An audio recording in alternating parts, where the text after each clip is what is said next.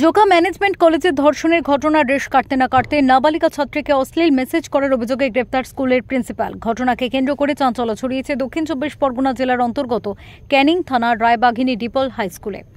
Police সূত্রে খবর, ক্যানিং রায়বাঘিনী এলাকার ডিপল হাই স্কুলটি খ্রিস্টান মিশনারি স্কুলের প্রিন্সিপাল লক্ষ্মণ লিমা ও স্কুলের এক নাবালিকা ছাত্রের হোয়াটসঅ্যাপে মেসেজ পাঠায়।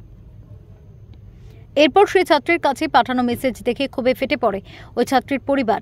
এরপর ছাত্রীর বাবা মা স্কুলে এসে প্রতিবাদ জানায়। স্কুলে ছুটে আসে ক্যানিং থানার পুলিশ। স্কুল থেকে প্রিন্সিপালকে আটক করে পুলিশ।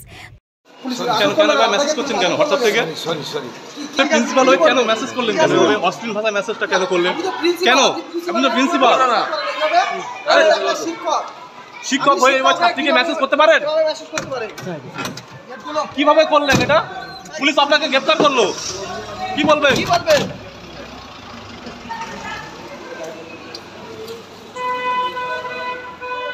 তবে এই বিষয়ে সংবাদ মাধ্যমের মুখোমুখি হয়ে নিজের দোষ স্বীকার করেছেন স্কুলের প্রিন্সিপাল।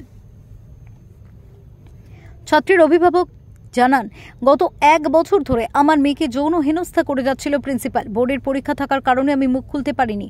আমাদের কাছে সম্পূর্ণ তথ্য প্রমাণ রয়েছে। অবশেষে আমরা প্রতিবাদ জানাই। এখন কলেজের প্রিন্সিপাল তিনি অস্বীকার করছেন যে এমন ঘটনা তিনি ঘটাননি। প্রতিনিয়ত আমার মেয়ের ফোনে অশ্লীল মেসেজ পাঠাতেন উনি। এখনো পর্যন্ত থানায় আমরা অভিযোগ জানাইনি, থানায় অভিযোগ জানাবো। এই ঘটনায় কার্যত ফুঁসছে এলাকার মানুষ।